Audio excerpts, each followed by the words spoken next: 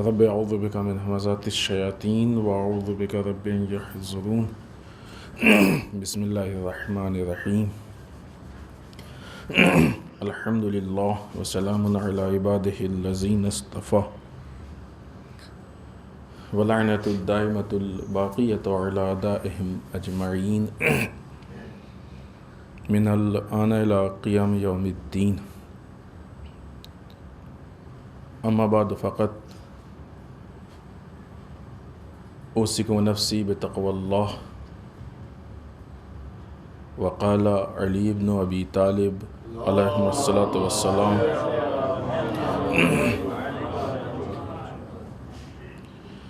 ان للقلوب شہوۃ و اقبالا و ادبارا فاتوها من قبل شہوتها و اقبالها فإن القلب اذا اکرہ عمیہ۔ اس پہلے خطبے میں سب سے پہلے اپنے نفس اور آپ سب کو اللہ کے تقوی کی دعوت دیتے ہوئے،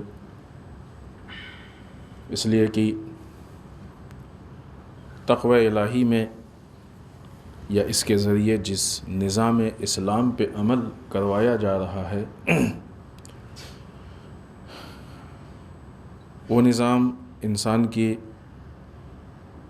زندگی کی باریکیوں کو محسوس کرتا ہے۔ دنیا کچھ طریقے بتاتی ہے اور بہت سارے چیزیں اس میں شارٹ کٹ ہوتی ہیں کہ جو کہیں سے بھی صحیح نہیں ہے۔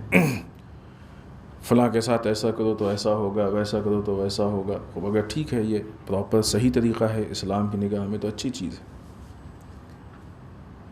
لیکن اگر داؤں پیچ کے ذریعے ہے تو پھر صحیح نہیں ہے، غلط ہے۔ یہ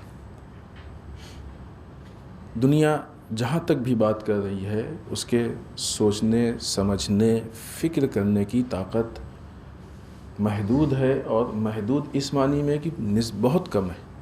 جس چیز کی بنسبت ہم اصلا قابل مقایسہ نہیں ہے، دونوں میں کوئی مقایسہ نہیں ہو سکتا ہے۔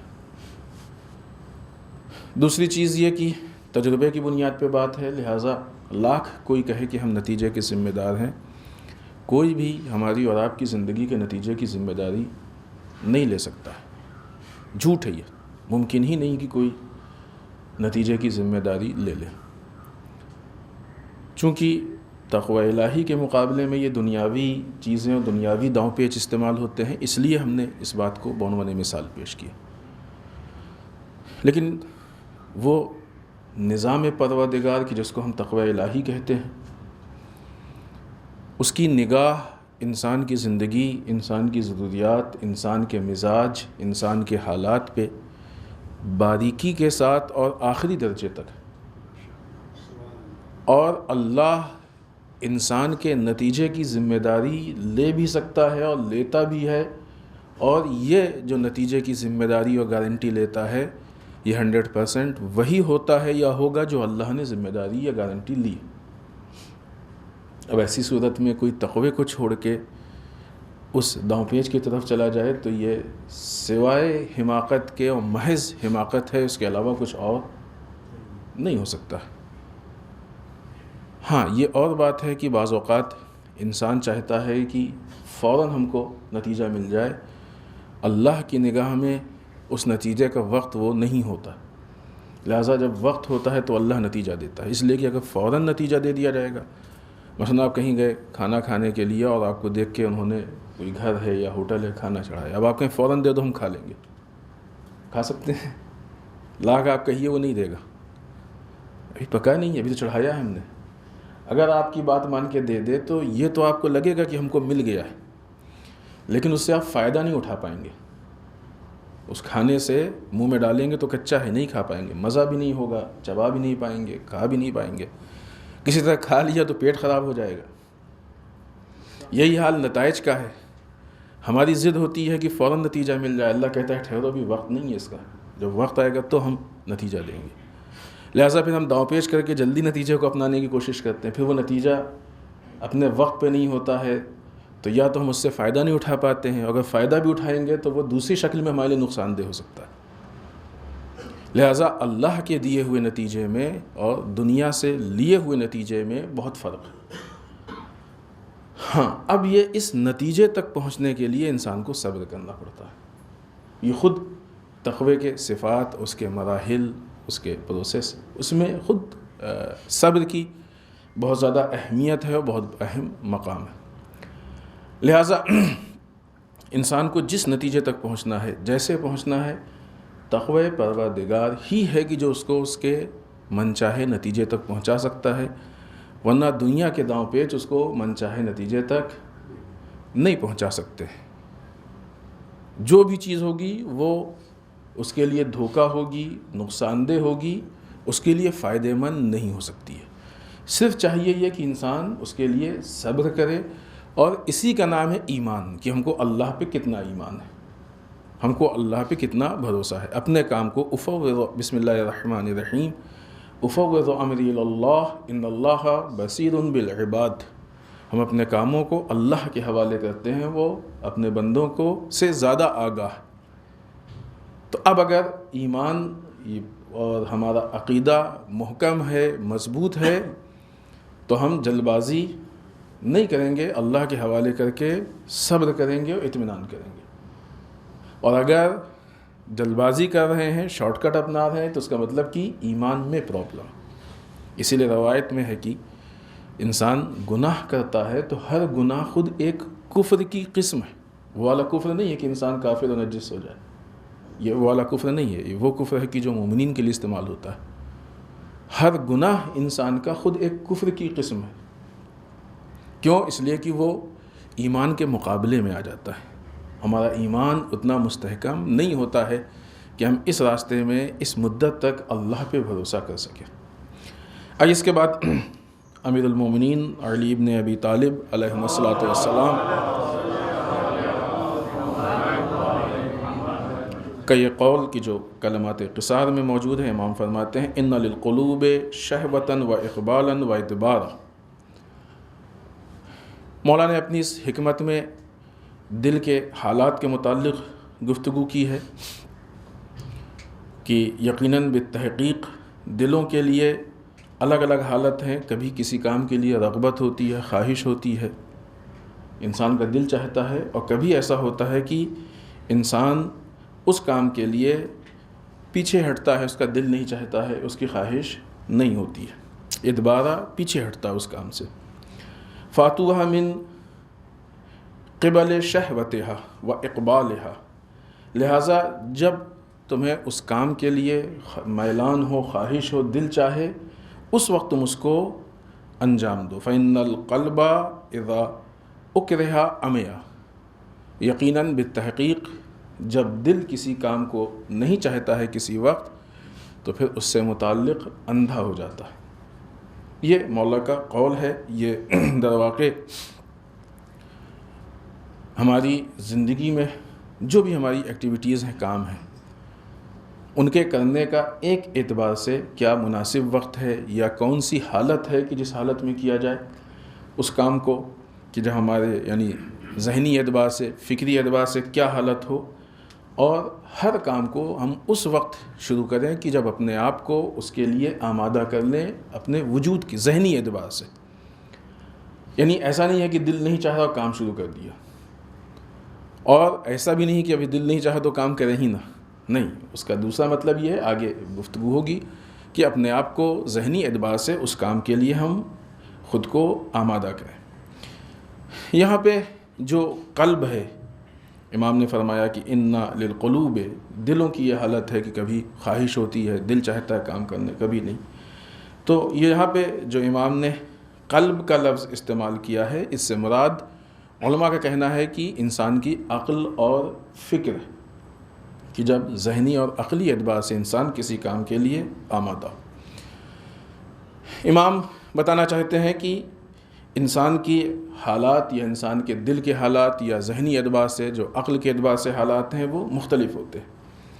کبھی وہ کسی کام کو کرنے کے لیے عقلی اور ذہنی اعتبار سے آمادہ ہوتا ہے، اس کا دل چاہتا ہے، خواہش ہوتی ہے، اس کے اندر شوق پیدا ہوتا ہے اس کام کو کرے۔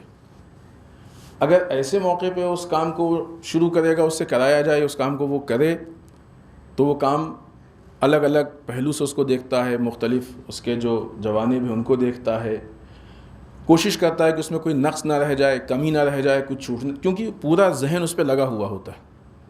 لہٰذا کام کی کوالٹی میں، نتیجے پہ، ہر چیز پہ اثر پڑتا ہے۔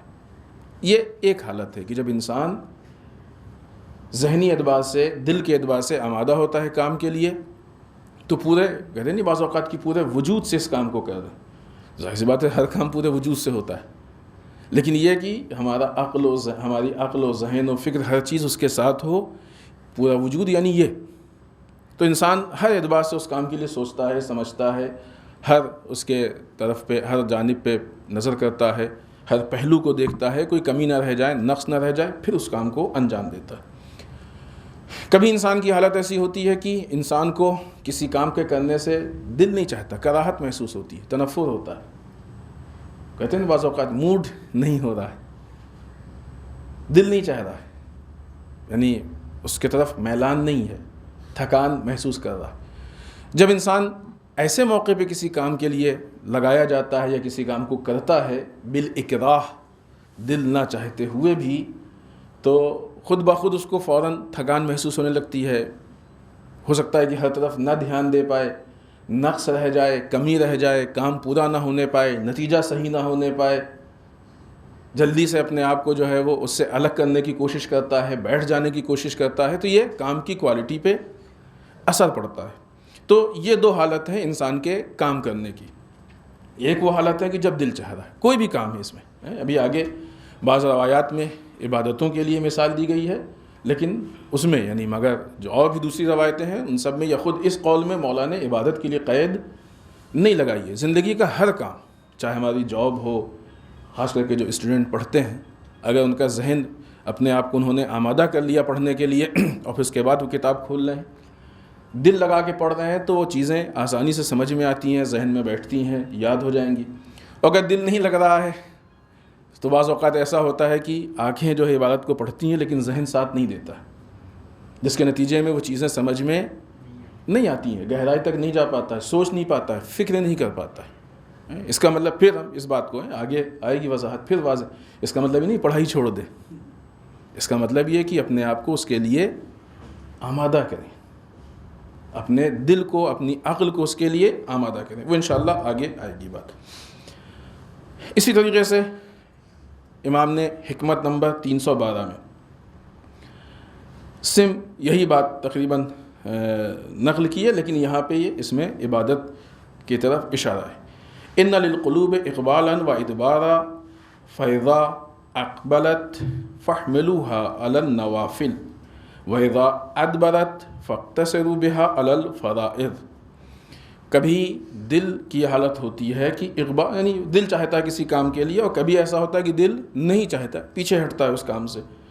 تو جب تمہارا دل کسی اس کام کے لیے چاہے، عبادتوں کے لیے، تو تم واجبات کے ساتھ نوافل پڑھو، لیکن اگر نہیں چاہے تو صرف واجبات پہ اختصار کر لو۔ خوب، پھر اس کا مطلب یہ نہیں ہے بار بار ہم آپ کی خدمت میں کہ ہمارا تو کبھی دل ہی نہیں چاہتا تو ہم صرف واجبات ہی پڑھیں، مستحبات چھوڑ دیں، نہیں، دل کو آمادہ کریں، دل کو اپنے آمادہ کریں، اس مقام تک لے کے آئیں کہ ان مستحبات اور ان چیزوں کی طرف۔ اسی طریقے سے کافی میں ایک حدیث ہے کہ جو رسول اللہ صلی اللہ علیہ وآلہ وسلم اور امام علی بن موسیٰ رضا علیہ السلام نے نقل کیا ہے، وہ بھی اسی مفہوم میں ہے کہ ان للقلوب اقبالا و ادبارا و نشاطا و فتورا۔ دل کے لیے وہی حالت ہے کہ کبھی میلان ہوتا ہے، خواہش ہوتی ہے، دل چاہتا ہے، کبھی وہ پیچھے ہٹتا ہے، اس کے اندر کراہت ہوتی ہے۔ فَإِذَا أَقْبَلَتْ بَصُرَتْ وَفُحِمَتْ، جب دل چاہے گا کسی کام کے لیے تو پھر اس کے اندر بصیرت پیدا ہوگی، سمجھ میں آئے گا، وہ یعنی عقل کام کرے گی، دماغ اس کی طرف جائے گا۔ فَإِذَا أَدْبَرَتْ قَلَّتْ وَمَلَّتْ، اور اگر دل نہیں چاہے گا، کراہت ہوگی، تو ایسی صورت میں پھر وہ ناتوانی، ملال، یہ ساری چیزیں اس کے سامنے آئیں گی۔ فَخُذُوهَا عِنْدَ إِقْبَالِهَا وَنِشَاطِهَا وَتَرَكُوهَا عِنْدَ إِدْبَارِهَا وَفُتُورِهَا، جب تمہارا دل چاہے یہ حالت ہو تب تم اس کو انجام دو، لیکن جب دل نہیں چاہتا ہو تو ایسی صورت میں اس کو انجام نہ دو۔ لہٰذا یہ کام یا یہ جو صورت ہے، یہ جو امام کا قول ہے، یہ صرف عبادت سے مخصوص نہیں ہے، ہر حالت میں، چاہے ہمارا کاروبار ہو، بزنس یا جاب ہو، کسی سے ملنا ہو، مذہبی کوئی کام ہے، کوئی پروجیکٹ ہے، اسکول ہے، کالج ہے، پڑھائی ہے، پڑھنا ہے، پڑھانا ہے۔ مثلا ایک ٹیچر ہے کہ اس کا دل نہیں چاہ رہا پڑھانے کا، زبردستی اس کو لا کے کھڑا کر دیا گیا، تو ہو سکتا ہے کہ بولنا کچھ چاہے گا، منہ سے کچھ نکلے، ہو سکتا ہے بعض اہم نکات کو، اہم پوائنٹس کو چھوڑ دیں، مس کر دیں، تو یہ حالتیں ہو سکتی ہیں۔ تو ہر کام کے لیے جب دل کی وہ حالت ہو کہ دل چاہے تو، لیکن ظاہر ہے عقل یہ سمجھتی ہے کہ مثلا پڑھائی کا ٹائم ہے، اسٹوڈنٹ کے کلاس میں جانے کا ٹائم ہے، یا ٹیچر کے کلاس میں آنے کا، وہ کہتا ہے نہیں ہمارا دل نہیں چاہ رہا، آج ہم نہیں پڑھیں گے۔ ہو سکتا ہے ایسا، ٹیچر کہتے ہیں ہمارا دل نہیں چاہ رہا، ہم نہیں پڑھیں گے آج، اینڈ ٹائم پہ کہہ دیں، پھر اس کے مثلا دوسرے ٹائم پہ اس کا دل چاہا، اب وہ کہے کہ سارے بچے آ جاؤ، ہمارا اس ٹائم دل چاہ رہا ہے اور ہم پڑھاتے ہیں۔ ممکن ہے ایسا؟ اسٹوڈنٹ جا کے کہے کہ نہیں، جب آپ کلاس لے رہے تو ہمارا دل نہیں چاہ رہا تھا، اب دل چاہ رہا ہے ہم کو، اب آپ پڑھا دیجیے۔ ہو سکتا ہے، ہر کام میں نہیں ہو سکتا ہے، ہاں بعض کام میں ہو سکتا ہے جو ہمارے اختیار میں ہے، جن کے لیے ہمارے پاس مارجن ہے، اس میں ہو سکتا ہے، لیکن جو ہمارے اختیار میں نہیں ہے، جن کے لیے ہمارے پاس مارجن نہیں ہے، وہاں پہ ہمارے یہ نہیں ہو سکتا ہے۔ تو یہاں پہ وہی صورت ہے کہ انسان اپنے اندر وہ حالات پیدا کرے، وہ انشاءاللہ اس کی وضاحت آئے گی۔ یہاں پہ انسان کے جس طریقے سے جسم کی حالت ہوتی ہے، انسان کبھی دن بھر کام کیا ہوا ہے، اب شام میں تھکا ہوا آیا ہے جسم کے اعتبار سے، اب اس سے آپ کہیے فلاں کام نہیں، بہت تھکے ہوئے ہیں، دل نہیں چاہ رہا، یہ جسم کی حالت ہے۔ ایسی ذہن کی حالت ہوتی ہے، کبھی ذہن مختلف کاموں سے الجھا ہوا ہوتا ہے، تھکا ہوا ہوتا ہے، تو ایسی صورت میں وہ نہیں چاہتا ہے کہ کام کرے۔ اسی لیے کہا جاتا ہے کہ پڑھائی کا بہترین وقت صبح کا وقت ہے، ذہن فریش ہوتا ہے، انسان فریش ذہن سے، کوئی اس میں جنجال، کوئی فالتو کی چیزیں نہیں ہیں، اٹھ کے پڑھتا ہے۔ عبادتیں بھی صبح کے ٹائم صرف الفاظ کے ادا کر لینے کا نام نہیں ہے، صبح جب ہم نماز پڑھیں غور و فکر کریں، ذہن فریش ہے، اللہ کی طرف اس کو لگائیں، گہرائی میں جانے کی کوشش کریں۔ جس طریقے سے جسم ہے، جتنا فریش ہوتا ہے جسم، اتنا زیادہ ہم اس سے اچھا کام لے سکتے ہیں، بہترین کام۔ پھر کام کرتے کرتے جسم تھکنے لگتا ہے، تو شام آتے آتے پھر وہ کام کی اسپیڈ میں اور اس کی جو حالت ہوتی ہے اس میں فرق ہونے لگتا ہے۔ اسی طریقے سے ذہن ہوتا ہے، نہیں معلوم کیسے حالات ہیں، کیا حالات ہیں، ذہن پہ اثر پڑنے لگتا ہے انسان کے، تو شام آتا ہے تو ہو سکتا ہے کہ انسان اس طریقے سے کام کو نہ کر پائے۔ لہٰذا جتنے اہم اور ذہنی کام ہیں، بہتر یہ ہے کہ انسان صبح کے ٹائم کر لے، اور بھی دوسرے اس کے اثرات ہیں۔ لہٰذا ذہن جس طریقے سے جسم ہے کہ اگر اس کے اندر تھکان ہے تو غلطی بھی ہوتی ہے، نہیں دل چاہتا ہے، چھوڑ دیتا ہے، ایسے ہی ذہن بھی ہے کہ اس کے مختلف حالات ہیں اور اس حساب سے انسان کام کرتا ہے۔ لہٰذا جو علماء نے روح کی حالتیں بیان کی ہیں، اس میں بعض اوقات روح جو ہے جب اس کے اندر کام کا میلان ہوتا ہے، اب اس کے علماء نے مختلف نام دیے ہیں کہ مثلا حالت قبض یا حالت بست، وہ بہرحال تفصیلات ہیں، ان میں جانے کی ضرورت نہیں ہے۔ تو جب بہترین حالت میں ہوتی ہے روح تو تیزی سے کام ہوتا ہے، لیکن جب وہ بہترین حالت میں نہیں ہوتی ہے تو کام میں فرق ہوتا ہے، مشکلات ہوتی ہیں، جس کا اثر اس کے نتیجے پہ ہوتا ہے، اس کے فائدے پہ ہوتا ہے، نقصان پہ ہوتا ہے، ساری چیزوں پہ ہوتا ہے۔ یہی وجہ ہے کہ دنیا میں اکثر جگہوں پہ، چاہے آپ کاروبار دیکھ لیں، چاہے جاب دیکھ لیں، چاہے اسکول دیکھ لیں، وہاں کو ان بلڈنگ کو حالات کو بناتے ایسا ہے کہ جب انسان جائے تو بانشاد جائے. ابھی اتنی گفتگو کے بعد تو لفظ نشاط سمجھ گئے نا, خوشی کی حالت, کام کرنے کا دل چاہنا, خواہش پیدا ہونا. تو بہت ساری چیزیں ہوتی ہیں. آپ دیکھیں نا اسکولوں میں کیا ضرورت ہے کہ وہ جگہ جگہ پہ بچوں کے فطرت کے حساب سے تصویریں, کارٹون, الفابیٹ, الفاظ, یہ ساری چیزیں کیوں؟ ایک فضا بنتی ہے.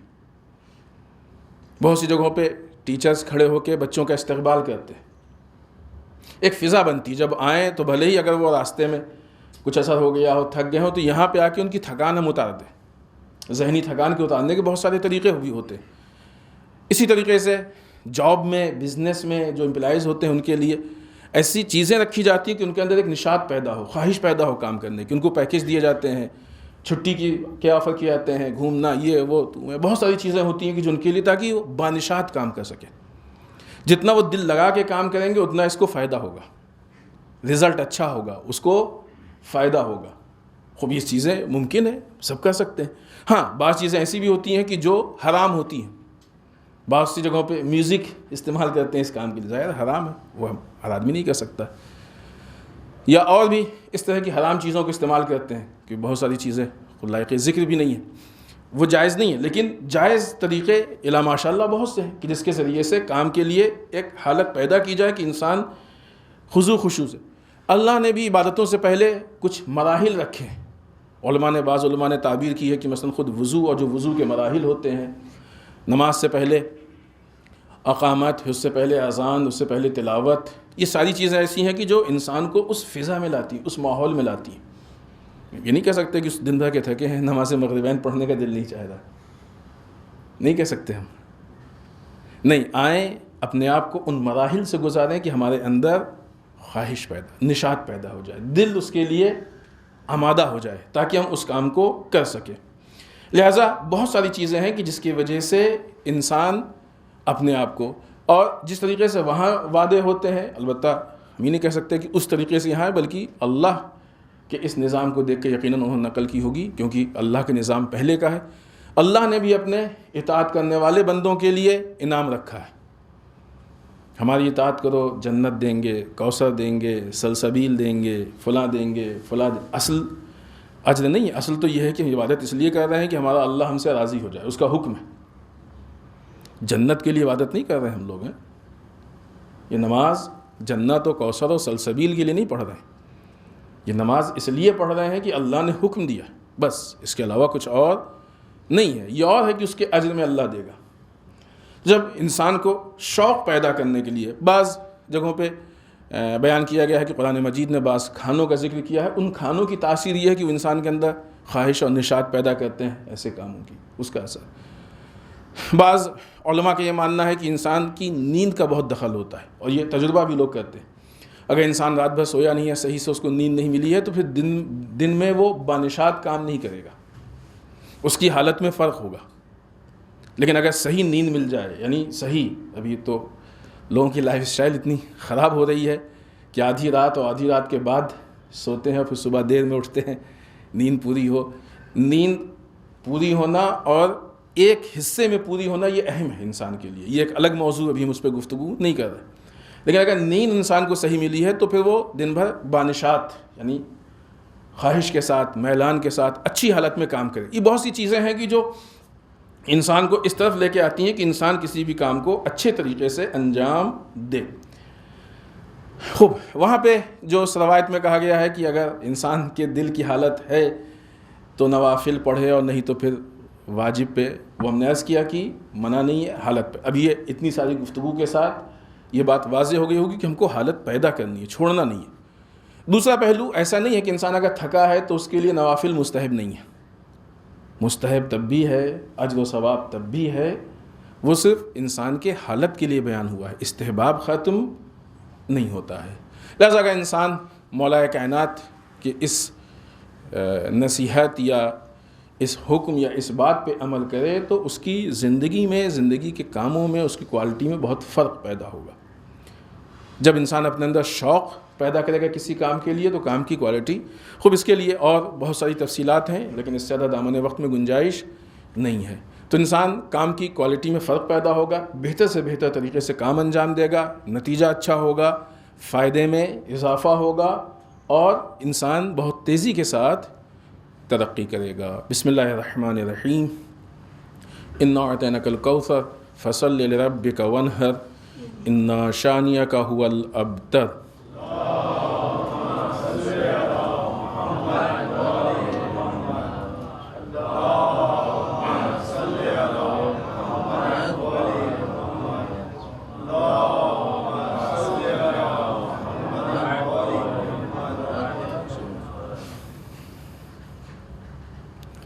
رب اعوذ بک من همزات الشیاطین واعوذ بک رب ان یحضرون۔ بسم اللہ الرحمن الرحیم۔ الحمد للہ الذی لا یبلغ مدحتہ القائلون ولا یحصی نعمہ العادون ولا یودی حقہ المجتہدون۔ اللہم صل وسلم علی صاحب الدعوۃ النبویہ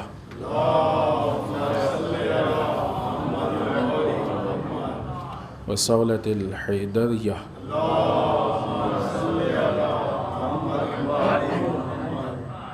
والعصمة فاطمیہ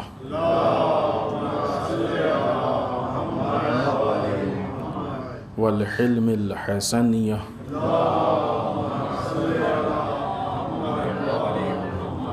والشجاعة الحسینیہ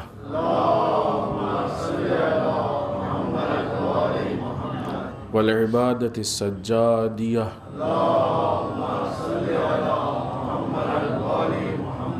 والآثار الباقریہ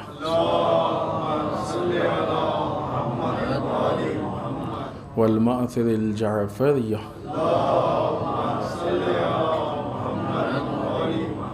والعلوم الکاظمیہ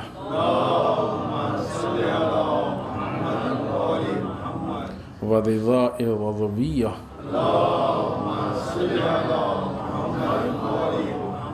والجود التقویہ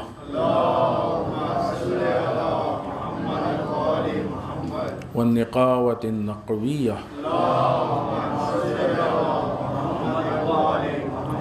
والہیبة العسکریہ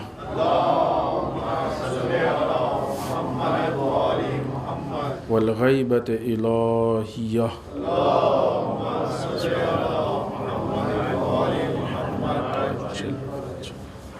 ولعنة الدائمة الباقية على أعدائهم أجمعين من الآن إلى قيام يوم الدين۔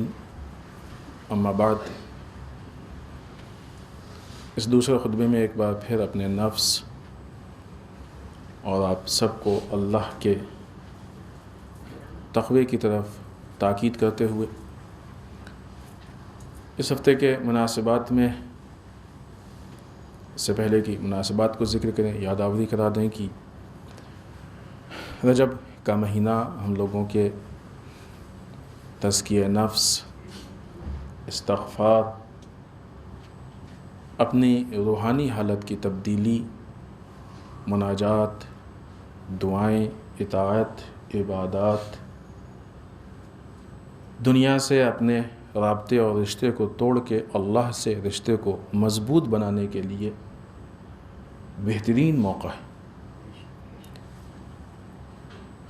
ہم لوگ کوشش یہ کریں کہ اس مہینے سے فائدہ اٹھائیں، جو بھی اس مہینے سے متعلق دعائیں ہیں ان کو سمجھنے کی کوشش کریں اور سمجھ کے پڑھیں۔ روزے کی تاکید کی گئی ہے، الامکان روزہ رکھنے کی کوشش کریں۔ ائمہ نے جو دعاؤں کے ذریعے جو درس دیے ہیں ان کو اپنی زندگی میں اتارنے یا اپنانے کی کوشش کریں تاکہ اپنے نفس کو تبدیل کر سکیں اور آمادہ کر سکیں کہ جو آنے والے مہینوں میں جو مناسبتیں ہیں یا جو چیزیں ہمارے لیے معین کی گئی ہیں ان کو ہم درک کر سکیں، بالخصوص شب قدر کو ہم درک کر سکیں، جس کی آمادگی اور تیاری حد اقل یہیں سے شروع ہوگی۔ حد اقل تو ظاہر سی بات ہے کہ ایک لمحے پہلے بھی ہے، لیکن جو ایک مناسب وقت چاہیے اس کے لیے وہ ماہ رجب سے، ورنہ ہمیشہ ہم انسان کو اپنے آپ کو ان چیزوں کے لیے آمادہ کرنا چاہیے۔ موجودہ حالات میں یمن کے جو حالات ہیں وہ بہت ہی مختلف مراحل سے گزر رہے ہیں. اتنے سارے ممالک مل کے یمن کو برباد کرنے یا ہتھیانے یا جو بھی کہہ لیں کہ اس کو تاراج کرنے پہ تلے ہوئے ہیں، لیکن 7 سال کی جنگ کے باوجود وہ لوگ کامیاب نہیں ہو پائے. دیکھیں، ظلم درواقع خوف کی بنیاد پہ ہوتا ہے. یہ جو ظلم ہو رہا ہے یہ خوف ہے. کوئی خوف ہے ان کو کہ جس کی بنیاد پہ ظلم ہو رہا ہے. کیا ہے خوف؟ وہ سمجھنے کی چیز ہے. لیکن ظلم کا اثر یہ ہوتا ہے کہ ظلم ظالم کی عمر کو کم کر دیتا ہے. یہیں پہ انسان کے عقل اور ظاہری نظر کا فرق ہوتا ہے. ظاہری نظر میں انسان کو ایسا دکھتا ہے کہ یہ اس کے اوپر حملہ کر رہا ہے، مار رہا ہے بظاہر اس کے اوپر، تو یہ زیادہ پاورفل ہے. لوگ سمجھ رہے ہوں گے کہ مثلا سعودیہ زیادہ پاورفل ہے، UAE زیادہ پاورفل ہے، امریکہ اور اسرائیل زیادہ پاور. اگر زیادہ پاورفل ہوتا اور یمن کو وہ اپنے آگے کچھ نہ سمجھتا تو حملہ ہی کیوں کرتا؟ کیا ضرورت تھی؟ خوف تھا، اس سے خطرہ تھا. اور یہ ایک نہیں، کئی جگہوں پہ. مثلا آج پوری دنیا مل کے جو ایران کے پیچھے پڑی ہے، کیوں؟ اس لیے کہ ان کو معلوم ہے کہ ایران کا وجود، ہر روز اور ہر آن ایران کا وجود ان کے نظام کو نقصان پہنچا رہا ہے، ان کی عمر کو کم کر رہا ہے، ان کے اہداف کو نقصان پہنچا رہا ہے. یہ خوف ہے. ورنہ بلا وجہ اتنی ساری کوششیں، اتنا پیسہ، اتنا سرمایہ خرچ نہیں ہوتا ہے. یہ باقاعدہ. لیکن اس کے نتیجے میں ان کو فائدہ ہو رہا ہے؟ نہیں. کوئی جا کے ان سے بھی پوچھے. حالات کو اگر آپ انالائز کریں، تحلیل کریں، تو آج سے 7 سال پہلے اسرائیل کو یمن سے ڈر نہیں محسوس ہو رہا تھا، لیکن آج اسرائیل کو باقاعدہ یمن سے ڈر محسوس ہو رہا ہے. اس وقت البتہ یہ نہیں کہ ڈر نہیں تھا تو کیوں حملہ کیا، دوسرے ڈر تھے اور دوسرے ممالک کو ڈر تھے. وہ پھر تفصیل میں جائیں گے تو ایک الگ چیز نکلے گی. وہ آج وہ ڈر رہا ہے، خاص کر کے جب سے UAE میں حملہ کیا ہے تب سے وہ دیکھ رہا ہے کہ اتنی رینج پہ تو ہم بھی ہیں، کبھی بھی ہمارے اوپر بھی یہ گھوم سکتا ہے. یہ بات ہم نے یہاں پہ پڑھی تھی، آپ کی خدمت میں پیش بھی کی تھی. تو یہ جو حالات پیش آیا، اس کے لیے آپ دیکھیں تو امریکہ سے، اسرائیل سے بہت زیادہ کوششیں ہو رہی ہیں کہ UAE کو سپورٹ کیا جائے، اس کو مضبوط کیا جائے، تاکہ ان ساری چیزوں کو وہیں پر روکا جائے. لیکن ظالم جب ظلم کرتے کرتے قدم اٹھاتا ہے تو اس کا قدم صحیح پہ نہیں جاتا ہے، ہمیشہ خطا کرتا ہے. یہ خطا، یہ غلطی اس کو اور پھنساتی ہے اور اس کو کمزور کرتی ہے. اور پھر بار بار ہم یاد دلا چکے ہیں مولا کائنات کا وہ جملہ کہ حکومت کفر کے ساتھ چل سکتی ہے، ظلم کے ساتھ نہیں چل سکتی ہے. لہذا آپ دیکھیں تو مثلا اس ظلم کو اور دوسرے مظالم، جو لوگ گہرائی سے انالائز کر رہے ہیں، تحلیل کر رہے ہیں، ان کو معلوم ہے کہ امریکہ دن بدن کمزور ہوتا جا رہا ہے، اسرائیل دن بدن کمزور ہوتا جا رہا ہے. ان چیزوں کو وہ لوگ بہتر سمجھ رہے ہیں اور سمجھنے کے بعد اس کی بنیاد پہ اور تل ملا رہے ہیں اور چھٹپٹا رہے ہیں اور غصے کو نکالنے کی کوشش کر رہے ہیں. لہذا اسی میں ایک جنرل میکنزی یہ اپنی خصوصی فلائٹ سے ایمریٹ آئے ہیں، انصار اللہ کی جانب سے جو ایمریٹ پہ حملے اور میزائلی حملے کیے گئے ہیں. تو ان حملوں کی بنیاد پر یہ UAE پہنچے ہیں تاکہ اس ملک کو مضبوط کر سکیں، اور اس کو مضبوط کرنے کے لیے وہاں کے جو بھی اعلیٰ آفیسران، حکمران ہیں، جو حکام ہیں، ان سے بات کریں. انہوں نے اپنے ایک انٹرویو میں، جنرل نے نامہ نگار سے بات کرتے ہوئے یہ واضح کیا کہ میں سمجھتا ہوں کہ متحدہ عرب امارات UAE جو ہے وہ اس کے اوپر بڑا خراب وقت آ گیا ہے.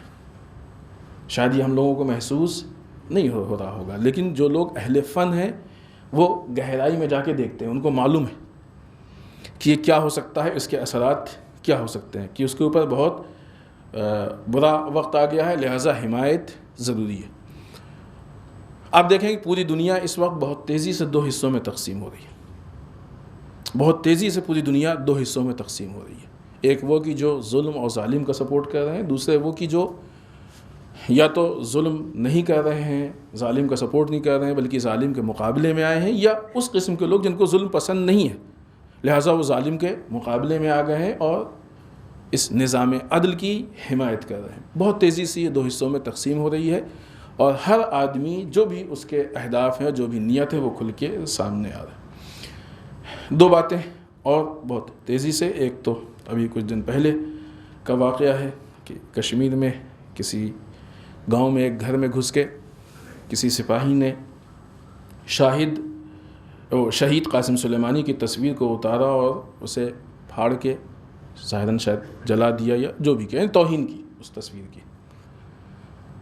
جیسے ہی یہ چیز سامنے آئی، برادران جوان انہوں نے احتجاج کیا، گھروں سے نکل آئے اور جو بھی وہ احتجاج کر سکتے تھے انہوں نے احتجاج کیا.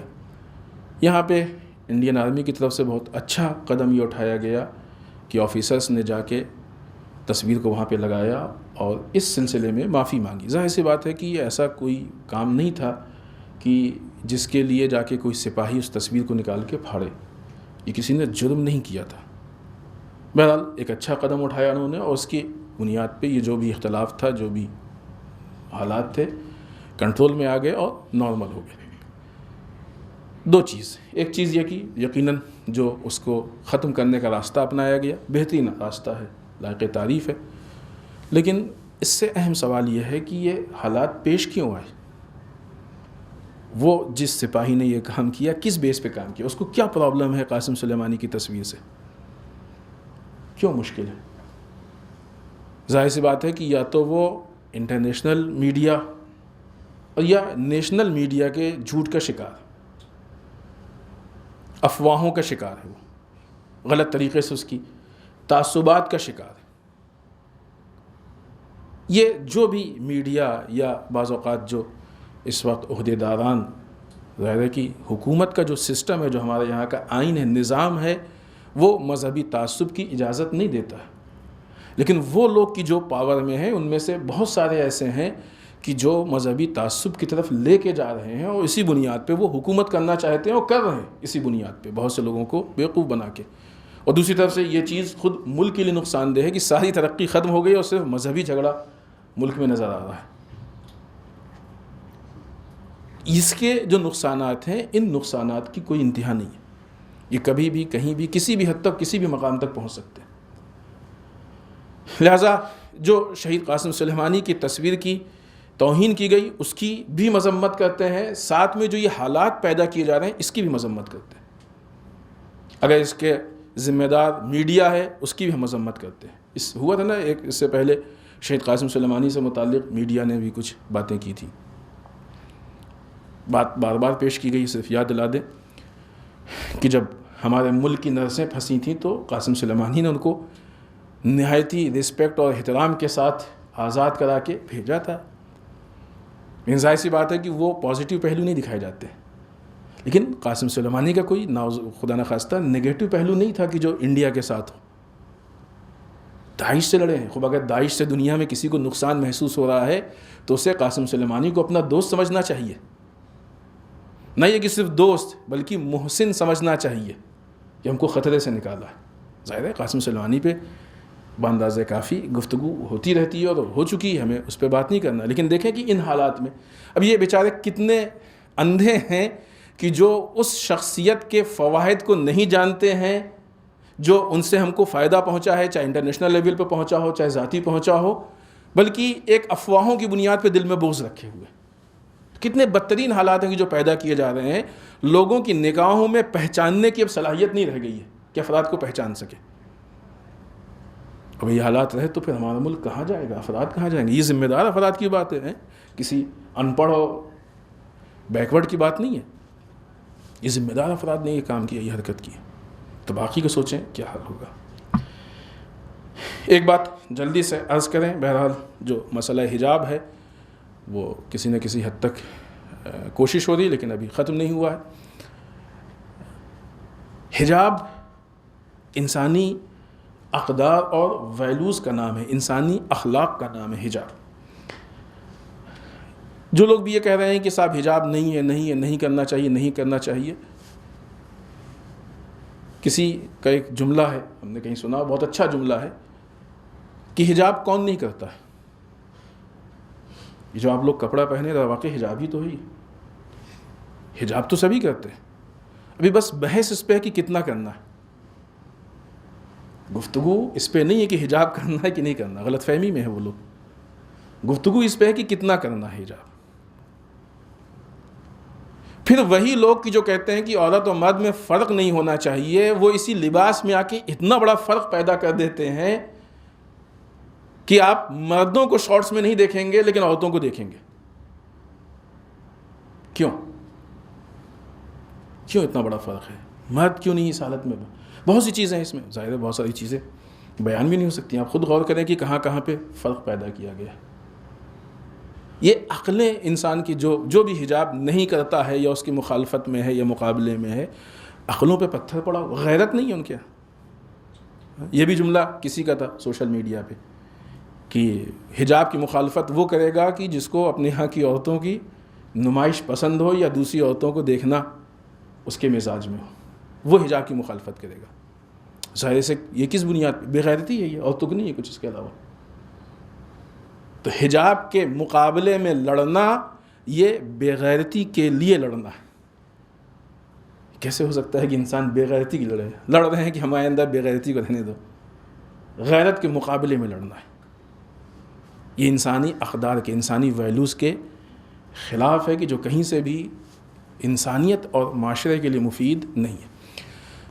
آخر میں بارگاہ پروردگار میں دعا کرتے ہیں پالنے والے ہم سب کو اعمال صالحہ کی توفیق عنایت فرما، بار اللہ اعمال قبیحہ سے محفوظ رکھ، پالنے والے ہمارے گناہوں کو بخش دے، بار اللہ ہمارے مرحومین کو بخش دے، پالنے والے اسلام و مسلمین کی حفاظت فرما، بار اللہ دشمنان اسلام کو نیست و نابود کر دے، بار اللہ ہمارے علماء کا سایہ ہمارے سروں پہ باقی رکھے، بار اللہ رہبر و مراجع کو طول عمر عنایت فرما، بار اللہ ہمارے امام کے ظہور میں تعجیل فرما، ہمیں ان کے اعوان و انصار میں شریک ہونے کی توفیق عنایت فرما۔ ربنا تقبل منا انک انت السمیع العلیم۔ بسم اللہ الرحمن الرحیم۔ قل هو اللہ احد اللہ الصمد لم یلد ولم یولد ولم یکن له کفوا احد۔